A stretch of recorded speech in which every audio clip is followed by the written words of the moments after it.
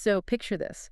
It's the summer of 1934, and two of the greatest minds of the 20th century are sitting down in this dimly lit room in Denmark. Right, just playing a game of chess. Exactly, playing chess, and someone snaps a photograph of them. Now, on the surface, if you were just glancing at this image, you just see two guys playing a board game. Yeah, it's a little grainy, nothing really spectacular at first glance. Right, but the two men in the photo are the German Jewish philosopher Walter Benjamin and the avant-garde playwright Bertolt Brecht. Two absolute heavyweights. Yeah. And according to art historians, if you look closely at the context of this single quiet image, you can actually unlock the secret code to how every single photograph you look at today is, well, manipulating you. I mean, it sounds like a conspiracy theory when you frame it that way, but there really is a profound truth there. It really does sound wild, I know. But we assume we understand what photography is because we swim in it, right? Oh, constantly. You wake up, you check your phone, you walk past a billboard, open a news app. You are consuming hundreds, maybe thousands of images before lunch. It just feels as natural as breathing. Exactly. But the moment you start to pull at the threads of what an image actually is, the entire fabric of how we perceive reality starts to look incredibly strange. Which is the entire mission of our deep dive today. We are exploring a truly phenomenal book by J. Emerling called Photography, History, and Theory. Such a good book. It really is. And the goal here is to take you, the listener, from being a casual, everyday consumer of images to a highly critical reader of photography. Yes, to really learn how to read an image. Right. We are going to explore how a photograph functions as what Emerling calls an impossible object. It's a great phrase. It's this bizarre thing that constantly walks a tightrope between history, art, and truth. And, Emerling's approach is so refreshing because he completely abandons that standard dry timeline approach. Thank goodness, because those can be so boring. Right. He doesn't want to just give us a list of when cameras were invented or who developed the first daguerreotype and just leave it at that. Right. It's not a textbook in that sense. No. He wants to show us that photography is, at its very core, controversial. Highly controversial. You literally cannot separate the physical click of the camera shutter from the massive swirling philosophies that dictate how we actually look at the resulting picture. So let's go back to that chess game in Denmark. Emerling uses this photograph of Benjamin and Brecht as the foundational metaphor for the entire book. Yeah, it's a brilliant framing device. He introduces this concept of discourse. Now, usually when I hear the word discourse, I just think of a heated argument on social media or a political debate. Sure, that's the common usage. But in this academic sense, building on philosophers like Michel Foucault, discourse is something much bigger, isn't it? It feels like the invisible water we're swimming in. That's a great way to visualize it. In this context, discourse is a conceptual field. A conceptual field, okay. Yeah. It is the entire overarching structure through which any specific event, like the snapping of a photograph, is received, discussed, categorized, and, given value. So it's not just the photo itself. Right. There is no such thing as just photography existing in a vacuum. It is entirely propped up by this discourse. Which includes what, exactly? Well, it includes everything from museum institutions and archives to the arguments critics are having in art journals. It's the whole ecosystem. Okay, so if discourse is the invisible structure, the chess match becomes the perfect physical metaphor. Exactly. You have a chessboard, which represents the rigid historical and technological constraints, like the board has edges. And a camera can only do certain things physically. Right. And the pieces have fixed movements based on their design. I mean, a rook moves in straight lines, a bishop on diagonals. That's the technology. But the game itself, the way those pieces are actually played, that is the discourse. And the brilliance of that chess metaphor is that despite those completely fixed rules, every single game demands variation. Right. No two games are exactly alike. You see the same historical openings repeated, the same initial strategies, but the entire match is an enactment. It is a performance that is totally unique every time. So how does that map onto photography? Photographic discourse operates the exact same way. You have critics, historians, gallery owners, and philosophers constantly taking up different positions on this board trying to control the game. Okay, let's unpack this, because this reminds me so much of how modern multiplayer video games work. Oh, I love this analogy. Go ahead. Think about a massive online game that has been running for a decade. The core code of the game, it doesn't really change. Right, the physics are the same. But depending on who the dominant players are or what the developers decide to tweak in a new patch update, The entire meta of the game shifts. The meta, yeah. Suddenly, a strategy that used to win every time, let's say, in photography, a highly posed, beautifully lit, romantic studio portrait gets completely nerfed. Right. The critics basically decide it's obsolete. Exactly. And a new strategy like raw, unedited, blurry street photography becomes the dominant way to play. The rules of what is considered good change depending on who controls the discourse. That is a phenomenal analogy. The meta of photography is constantly being patched by these historical shifts. And the players have to adapt. Yes, but Emerling adds a crucial layer to this.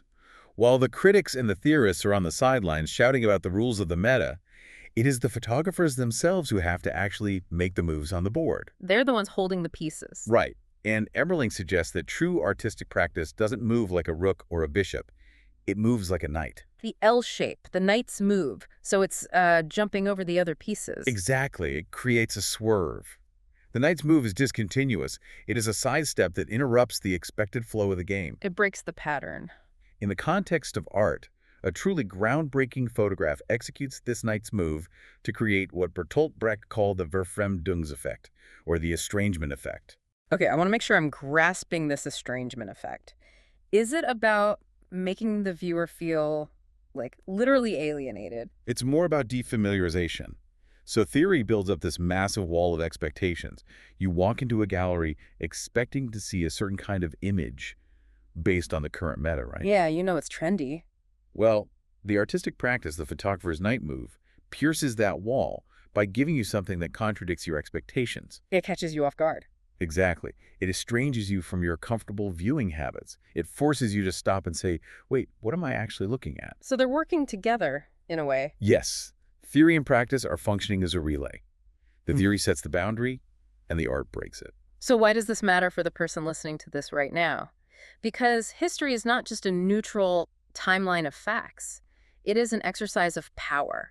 When you, the listener, look at an image printed on a pristine white wall in an art museum, and then later you see an image selling you a luxury watch on a massive digital billboard, you are stepping onto entirely different squares of this chessboard. Different rules apply. Exactly. The rules of engagement, the expectations of truth, the way you were supposed to read those images, they're dictated by this invisible discourse. And to really see how that power is wielded, we have to look at the bedrock rule of the entire game. The core assumption. Right, the core assumption that gave photography its power in the first place, which is the belief that a photograph is an exact, automatic, and unmediated copy of reality. Right, the old adage that the camera never lies. Which is wild to think about now. It really feels so naive to us today with Photoshop and everything. But for a long time, that was the foundational magic of the medium. In theoretical terms, this belief is anchored in the concept of indexicality. This is perhaps the most important term we'll cover today. Indexicality. Let's break that down. So, drawing from the text, an index is a type of sign that is created through a direct cause and effect relationship. Okay, so an index implies a physical connection. Like, if I see a footprint in the mud, that footprint is an index of a shoe. Perfect example. It didn't just magically appear looking like a shoe, the shoe physically pressed into the dirt to make it. Or smoke is an index of fire. Precisely. Historically, since its invention, a photograph has been understood as an index of light. Right, light hitting a surface. The light in a given room bounces off a physical object, a person's face, an apple, a building. It travels through the lens of the camera, and it physically alters the chemical emulsion on a strip of film. It's a physical touch, almost. Yes, and because of this undeniable cause and effect, photography carries what theorists call the promise of indexicality. It promises us a material, authentic connection to reality. Which makes it so different from other art forms. This is exactly why a photograph was historically seen as completely different from painting, where a human hand and a human brain have to interpret and recreate the scene. But treating the camera as this infallible scientific tool creates a massive blind spot. And this is where Walter Benjamin comes back into the picture with a concept that just blew my mind. The optical unconscious. The optical unconscious, yes. Benjamin realized that we were fundamentally misunderstanding what the camera was doing. How so? We assumed the camera just shows us the world exactly as we would have seen it if we were standing there.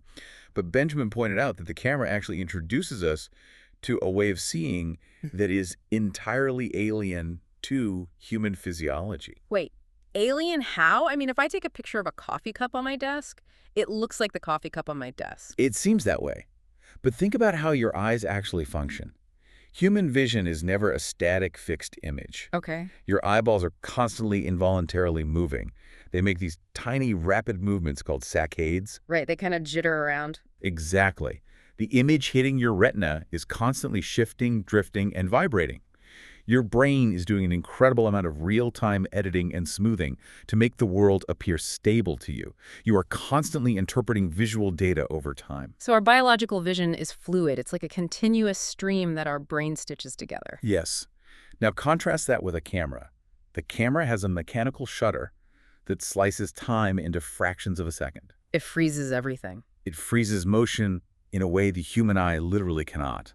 It captures exact spatial arrangements, microexpressions on a face, the exact physics of a water droplet hitting a pedal. Things we just miss. Right, things that occur in the blind spots of our continuous biological vision.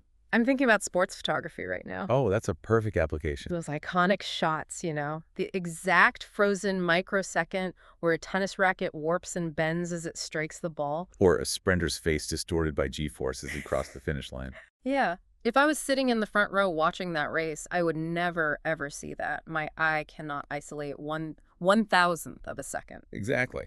Benjamin called this the optical unconscious. He made a brilliant parallel. Just as psychoanalysis reveals the unconscious mind, the hidden desires, the repressed memories that dictate our behavior without us knowing it, the camera reveals the optical unconscious. That is so wild. It exposes a physical reality that undeniably exists, but that is entirely invisible to our naked eye. This is where I have to pause because there's a huge friction here for me. What's the friction? If the camera is seeing things my eye physically cannot process, and it is freezing time in a way my brain literally does not comprehend in real life, how can we possibly call photography a reflection of reality? The great question. That feels incredibly artificial. It's like we are looking at a machine's alien vision and collectively agreeing to pretend it's our own. That realization is the exact turning point in the history of the medium. The text warns us against what it calls the trap of automaticity. The trap of automaticity. Relying too heavily on the idea that the camera is just an automatic scientific recording device is dangerous. Yes, the photograph is an index. It is a physical trace of light. But that's not the whole story. Not at all. The theorist Joel Snyder points out in the text that an image is not something that objects naturally possess. You don't just walk outside and trip over an image. Right. The world isn't made of images. An image must be crafted.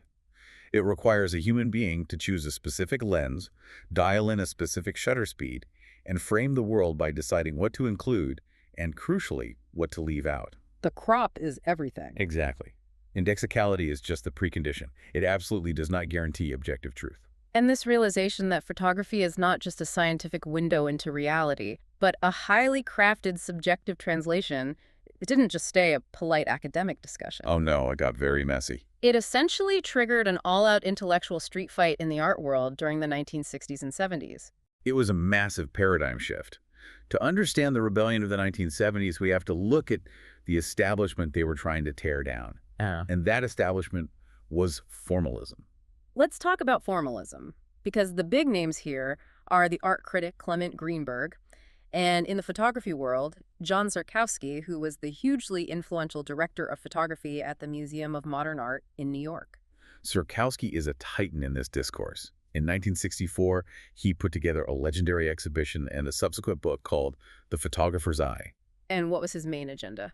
Zurkowsky and the formalists had a very specific goal. They wanted photography to be respected as a legitimate, autonomous, fine art on par with painting or sculpture. And to do that, they had to prove it wasn't just a mechanical recording. They had to prove there was a unique artistic genius behind it. Yes. They argued that you have to judge a photograph based purely on its medium-specific traits. Like, what makes a photograph uniquely a photograph? So not the subject matter, but the form. Exactly. So they focused on formal elements. The geometry of the frame, the depth of field, the contrast between light and shadow, the chemical tonal range of the print. Basically, the aesthetics. They wanted to strip away all the messy, real-world context and just appreciate the photograph as a pure, beautiful, aesthetic object. So if there's a photo of, say, a crowded, dirty street, the formalist isn't looking at the poverty or the social No, conditions. they're ignoring that. They're looking at how the diagonal line of the sidewalk perfectly balances the vertical lines of the buildings and how the light hits the pavement. Exactly. This stems heavily from Clement Greenberg's theories on painting. Greenberg championed the idea of the grid in modern art. Like Mondrian. Yes, think of Peter Mondrian painting, just pure geometric grids of primary colors. Greenberg loved this because it was art completely severing its ties with the outside world. It wasn't trying to be a landscape. Right. It wasn't trying to look like a landscape or a person. It was just paint on a flat canvas referencing nothing but itself. The formalists wanted photography to achieve that same kind of pure, isolated aesthetic autonomy inside the white walls of the museum. But then the 1970s happen. And everything changes. The world is politically volatile, and a group of historians and critics, primarily centered around a journal called October, they look at this formalist approach at MoMA, and they completely reject it. They tear it down. They launch what is known as critical postmodernism, and they adopt a fundamentally anti-aesthetic position. The October critics, people like Alan Sekula, Rosalind Krauss, and Douglas Crimp, viewed formalism as not just intellectually flawed, but actively harmful. And just as a quick disclaimer for our listeners, Emerling's book details how they utilized Marxist and psychoanalytic frameworks to stage this critique. We are just impartially reporting on these specific historical critiques as they are laid out in the text to understand the debate. Right, we're not endorsing the political ideologies behind them, just explaining how they changed the game. We are just looking at the new rules they were trying to introduce to the chessboard. So if I'm reading Alan Sekula's work, like his famous essay, The Traffic in Photographs, he seems genuinely angry at the Museum of Modern Art. Why? Sekula argued that formalism effectively neutralizes and castrates the power of photography. How does it do that? Think about a photograph that was originally taken as a piece of investigative journalism. Say, a photograph documenting horrific, unsafe labor conditions in a coal mine. Okay, very gritty, very real. Sekula argued that when a curator takes that photograph out of its original context, mounts it in a pristine white frame in an expensive museum, and asks the audience to only admire how beautifully the shadows fall across the exhausted miner's face, you were committing an act of violence against the original meaning of that image. He actually wrote that formalism, quote, tears them from all contingencies of origin, meaning, and use. Exactly. Sekula insisted that a photograph has no inherent singular identity. It is a chameleon. Meaning it changes based on where it is. Its meaning is entirely dictated by its cultural, political, and institutional context. To treat it as just a pretty arrangement of shapes is to basically erase the social reality it depicts. So for Sekula, and the postmodernists in general, going to a gallery just to admire the beauty of a photo is almost a moral failure. In their eyes, yes. You shouldn't be asking, is this beautiful? You should be asking, who paid for this to be taken? Who owns the archive? What power dynamic is this image enforcing? That was the social critique. But then you have Rosalind Krauss, who executes an absolute masterclass in theoretical deconstruction. Oh, this part is fascinating. Emerling details how she used the very concept of indexicality to completely dismantle Greenberg's beloved formalist grid. I want to make sure I follow her logic here because it's brilliant, but, a bit dense. Let's walk through it. Greenberg wants art to be autonomous, totally disconnected from reality. How does Krauss use the index to ruin that? It goes back to the footprint in the mud. Because a photograph is an index, because it is a physical trace caused by light bouncing off a real object, it must point to something outside of itself. Right, it can't just be nothing. A Mondrian painting only points to paint and geometry, but a photograph of an apple always points back to the physical, real-world apple. It's tethered to it. Krauss called this her double movement. She argued that photography's inescapable, indexical nature fundamentally shatters the idea that art can ever be purely autonomous. It drags it back down to earth. Exactly. Photography anchors art violently back to the physical, messy, real world. You cannot have a pure aesthetic object if the object is physically tethered to reality. It's like she used the photograph as a Trojan horse to blow up modernism from the inside. That's a perfect way to put it. But I have to say, looking at this whole anti-aesthetic movement, I feel like they pushed the pendulum way too far. A lot of people felt that way. Right, because if we completely destroy aesthetics, if we adopt this hardline stance that beauty is just a manipulative trick of the capitalist art market, and that the only thing that matters is the political and social context, don't we destroy the very reason human beings are drawn to look at images in the first place? You lose the audience. Exactly. If an image doesn't arrest us visually, if it lacks formal power, it's just a dry piece of data. We're going to walk right past it. That is the exact impasse that the field eventually slammed into. Emerling notes that the postmodern critique was incredibly vital.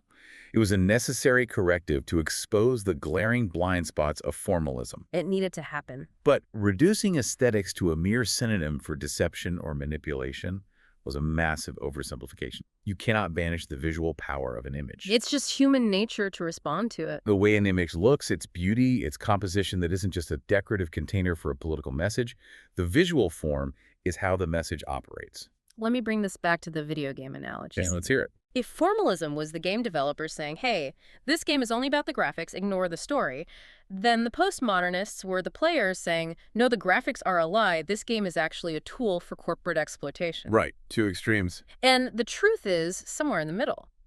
When you, the listener, are scrolling through Instagram and you see a heavily stylized, incredibly cinematic advertisement for an outdoor clothing brand, but it's masquerading as a raw, gritty, unposed documentary photo, you are witnessing this exact war. Oh, absolutely. The brand is exploiting the aesthetic of truth, the indexical grit, while completely controlling the context to sell you a $400 jacket. Which brings us to the most difficult contested terrain in all of photography. This clash between beauty and truth, between formal aesthetics and social context, reaches an absolute breaking point when we are no longer looking at advertisements or abstract art. Right, when the stakes are real. The tension explodes when we look at photographs of real-world human suffering. And this introduces the double bind of aesthetics and ethics in documentary photography. This is heavy, but it is the crux of why photography matters so much. It really is. But first, the book challenges how we typically define documentary. Yes. We usually think of documentary as a visual style. If it's grainy, black and white, unposed, and looks a bit rough, we call it documentary style. Right, like a newsreel. But Emerling insists that documentary is not a style at all. It is an intersection of knowledge and effect. It is an event that forces the viewer into a double bind. A double bind being a psychological situation where you are trapped by two conflicting demands at the exact same time. Yes. A documentary image of suffering is simultaneously an aesthetic event and an ethical event. How does that work in practice? On the one hand, it has composition, lighting, and formal qualities that act on our senses. It can be profoundly beautiful or visually arresting. On the other hand, it makes a claim about reality, usually involving vulnerable human subjects, that demands a moral, ethical response from us. So you're pulled in two directions. These two aspects are inseparable, but they feel like they are tearing us in opposite directions. To really ground this, let's look at Diane Arbus. She is one of the most famous photographers of the 20th century. Truly iconic work. Her work in the 1960s involved taking these incredibly stark, flashlit, intimate portraits of people living on the margins of society. Carnival performers, nudists, transgender people, giants, dwarves. Very striking images. Her photos have this eerie, monumental stillness to them. The subjects are usually staring directly into the lens, but the cultural critic Susan Sontag launched an absolute crusade against Arbus's work. Sontag's critique in her book on photography is a watershed moment in the discourse. She argued that the camera acts as a kind of passport that annihilates moral boundaries. She used a very specific term for Arbus, didn't she? She did. Sontag accused photographers, specifically targeting Arbus, of acting as super tourists. A super tourist, meaning she drops in, takes the photo, and leaves. Exactly. Sontag argued that the photographer colonizes the lived experiences of others. They venture into marginalized, often suffering communities just to capture their strangeness, to satisfy a kind of middle-class voyeurism for the gallery-going public. Wow. Then the photographer retreats safely back to their privileged life. Sontag felt that Arbus aestheticized these people's lives, turned them into fascinating art objects, without offering any real political solidarity, context, or help. It is a devastating critique of the photographer's motive, and it didn't stop there. The artist and theorist Martha Rosler took this even further when she attacked what she termed victim photography. Martha Rosler is a pivotal figure here because she tried to actively photograph against the establishment. What did she do? In the mid-1970s, she produced a famous work focused on the Bowery in New York City, which was essentially Skid Row at the time. Okay. Historically, since the days of Jacob Riis in the 19th century, documentary photographers would go to slums and take harrowing pictures of the destitute alcoholic men on the street. Rosler refuses to do that. Right. She goes to the Bowery, but she refuses to photograph the people. Instead, she photographs the empty, dilapidated storefronts, the piles of trash, the discarded liquor bottles. So it's just the environment. Yes, and she pairs these desolate images with blocks of text. She vehemently attacked the kind of humanist documentary photography that was championed by MoMA and John Cherkowski. She labeled it sentimental pictorialism. Sentimental pictorialism. So taking a picture that is designed to just make the viewer feel a vague, warm, fuzzy sense of pity without actually challenging why the situation exists in the first place. Precisely. Rosler argued that taking beautiful, tragic portraits of impoverished people is a trap. A trap for the viewer. It allows the wealthy museum-goer to look at the photo, feel a rush of sympathetic emotion, pat themselves on the back for being a caring person, and then just go on to dinner. It absolves them. It completely ignores what Marxists call the dialectical relations, the actual political, systemic, and economic machinations that caused the poverty. Rosler saw traditional documentary photography as dangerously naive, offering aesthetic pleasure disguised as social concern. Okay, but here is where Emerling's book introduces a massive counter-argument that completely threw me. It's a great turn in the book. The text contrasts this hardline anti-aesthetic stance with the work of Sebastian Salgado. Now, Salgado is renowned worldwide for taking some of the most formally sweeping, epic, black and white photographs of human labor, migration, and suffering. Masterpieces of composition. The book specifically brings up his project on the Serra Pelada gold mine in Brazil. Those images from Serra Pelada are burned into the history of photography. If you haven't seen them, they are staggering. You are looking into this massive open pit mine, and there are tens of thousands of men completely covered in mud from head to toe, carrying impossibly heavy bags of dirt up these terrifyingly rickety wooden ladders. It looks apocalyptic. It literally looks like an engraving of Dante's Inferno. The scale is biblical, the lighting is incredibly dramatic, the muscles on the men's backs look like they were carved out of marble. It's highly aestheticized. It is undeniably, breathtakingly beautiful art. And because it was beautiful, Salgado got absolutely crushed by critics. He did. Critics operating in the lineage of Sekula and Rosler leveled severe accusations against Salgado. They argued that he was aggressively aestheticizing suffering, Making it too pretty. that by using exquisite lighting and classical composition to make the abject poverty of these mud-covered miners look like a Renaissance painting, he was exploiting their pain. They thought it was a distraction. They said the beauty pacifies the viewer. It makes the suffering look mythical and inevitable, rather than like a fixable political problem. But Emerling doesn't just let the critics have the final word here. He brings in the theorist Mark Reinhardt, who stages a really compelling defense of Salgado. Reinhardt argues that this rigid, moralistic separation of aesthetics and ethics has gone too far. It's too simplistic. He warns against the knee-jerk reaction that any aesthetic pleasure derived from a documentary image automatically makes it politically reactionary or exploitative. Because if it's not visually compelling, it basically ceases to exist to us. Right? It reminds me of the true crime podcast, Boom. If someone produces a true crime story about a horrific tragedy, but the audio is terrible, the narrative is clunky, and the host is boring, we're just going to turn it off. It doesn't register. Let's just tune it out. But if it is beautifully produced, gripped with tension, and masterfully scored, we binge it. We pay deep attention. But then comes the guilt. Exactly. Almost immediately, we feel a creeping sense of guilt. We ask ourselves, am I a bad person for finding entertainment and aesthetic pleasure in the worst day of someone else's life? That's the tension. It's an inescapable trap. We need the aesthetic hook to make us care, but the hook makes us feel complicit in the exploitation. That is the essence of the double bind. Reinhardt's defense is that the visual form, the epic beauty of Salgado's framing, is not a distraction from the critique. It is the work of the critique. It forces you to look. The aesthetics are what force us to stop scrolling, to stop walking through the gallery, and actually engage with the horror of the gold mine. And this brings in a concept from the theorist Ariel Azoulay, which Emerling references the civil contract of photography. Yes, the civil contract completely shifts the responsibility. Yeah. It argues that we are not just consumers of images, we are spectators. There's a difference there. When a documentary photograph captures a moment of vulnerability or suffering, it initiates a contract. The image demands an active engagement from us. We can't just be passive. We cannot just look at the suffering, feel a pang of pity, and move on. We have a duty to reinscribe it.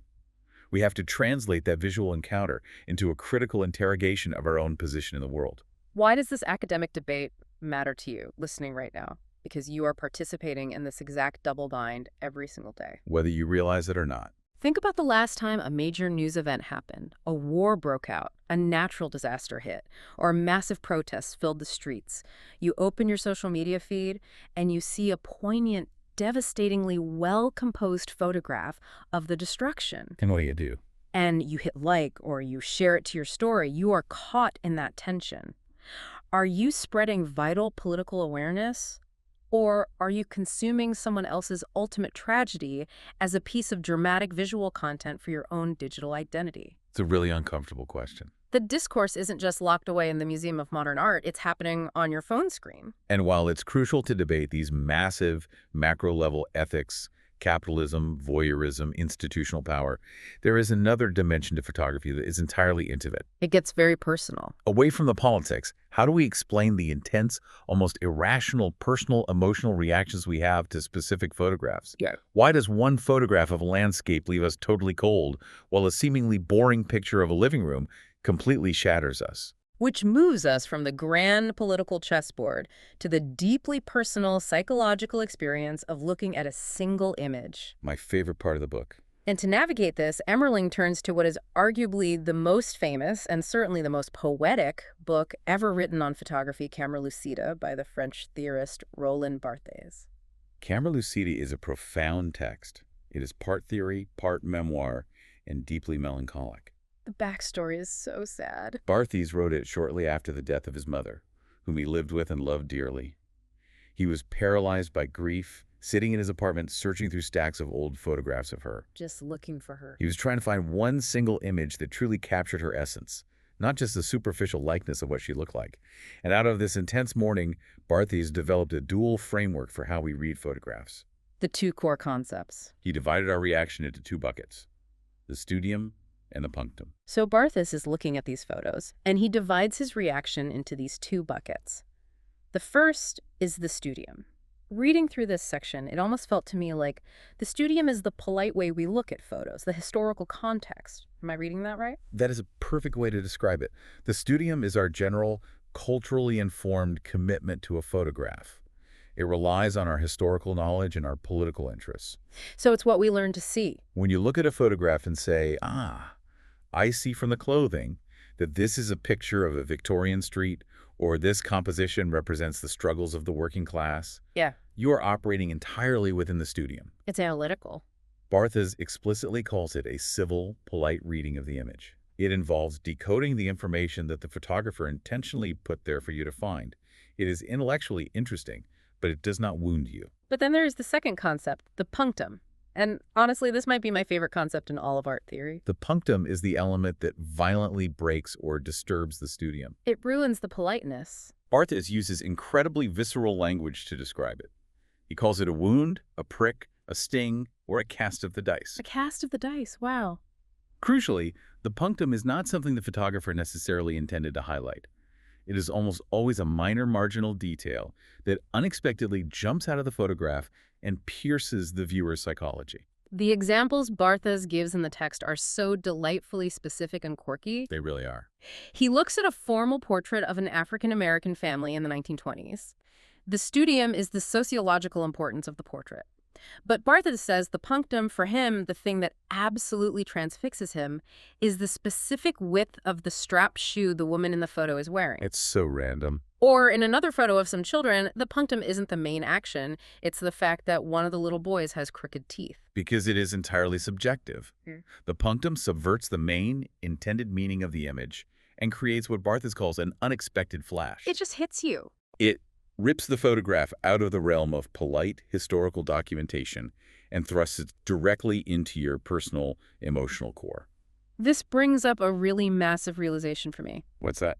If the punctum is totally subjective and irrational, if it's just my weird, highly personal obsession with the way a subject's collar happens to be folded, or the shape of a shadow in the corner of the frame, does that mean the photographer actually has zero control over the ultimate meaning of their own work? In a very real sense, yes. And that is a radical, profound shift from everything we discussed earlier. Because the formalists hated that idea. The formalists argued that the genius photographer controls every millimeter of the frame to deliver a specific message. The concept of the punctum proves that the viewer actually completes the photograph. We bring the meaning. The deepest, most affecting meaning of the image doesn't exist on the paper. It happens in the psychological encounter between the paper and your personal history. It's an active collision. Yes. And through this, Barthes ultimately realizes that photography's true power isn't an analogy. Analogy meaning resemblance. Right. Its power isn't the fact that it looks exactly like the real world. A painting can look like the real world. Photography's ultimate power lies in its evidential force, what Barthes calls the that has been. That has been, meaning the absolute undeniable certainty that whatever is inside that frame was at one specific point in time physically standing in front of that lens. Yes. It's the concept of indexicality we talked about at the beginning, but felt on a devastating emotional level. Exactly. And the profound paradox of camera lucida is that Barthes' most pressing lesson is ultimately about the blind spots of photography. The things we can't see. The entire book is driven by his frantic search for his mother, culminating in his discovery of what he calls the winter garden photograph. This part broke my heart. It's an old, faded picture of his mother as a 5-year-old little girl standing in a conservatory. He writes that this photograph finally captures her true essence. It heals him. He found what he was looking for. But here is the brilliant, agonizing twist of the book. He refuses to reproduce the winter garden photograph in the text. He writes a whole book centered around the emotional gravity of this one specific photo, and he doesn't even show it to the reader. He doesn't, because he knows that for us, the readers, it would just be another old photograph. It would only have studium. We didn't know his mom. We wouldn't feel the punctum. By hiding the image, Barthes proves that the deepest, most profound meaning of a photograph is often untranslatable. It is absent. It is entirely private. It belongs only to him. Every theory, every discourse has its own blind spot, its own missing winter garden photograph that cannot be explained. I want you to think about an old family photo you have lying around in a shoebox. Maybe it's a picture of your grandparents at the beach in 1985. We all have those. The studium is the historical fact. The neon 80s bathing suits, the fact that they took a vacation, the fading yellowing colors of the Kodak paper, that's what a stranger sees. But the punctum, the thing that pierces you, the detail that might literally cause you to weep, is the specific heartbreaking way your grandfather's hands are folded in his lap, or the exact tilt of your grandmother's head that you remember from when you were a small child. It is a detail that means absolutely nothing to anyone else in the world, but it is a devastating emotional wound to you. It's the perfect encapsulation of Emerling's impossible object.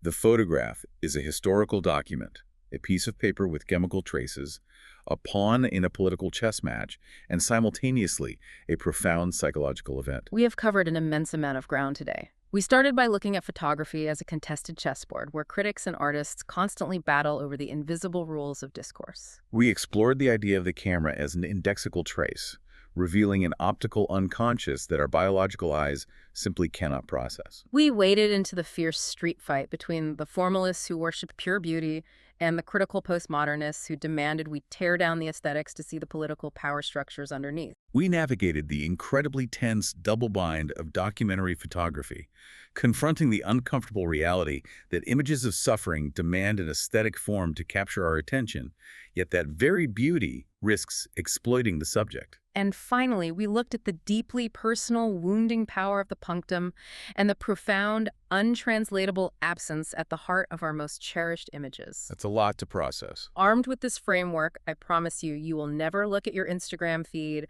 a wall in an art museum, a digital billboard, or even your own family photo album the same way again. You can't unsee it. You are now equipped to see beyond the surface. You can see the discourse, the power dynamics, the indexical trace, and the impossible object itself. But before we wrap up, I want to leave you with a final provocative thought to mull over. Let's hear it. Something from the text that builds on everything we've discussed and pulls it violently into the reality of today. Towards the end, the text mentions the idea of the photograph as an envoy and a time image. An envoy from the past. Emerling notes that a camera's shutter captures a moment of near-zero duration. It is a microscopic slice of the past. But the spectators now, the moment we look at it, has no fixed duration. It's always happening. The image is a messenger, an envoy sent anonymously from the past that suddenly confronts us in our present, demanding to be reckoned with. And here's the question for you to ponder.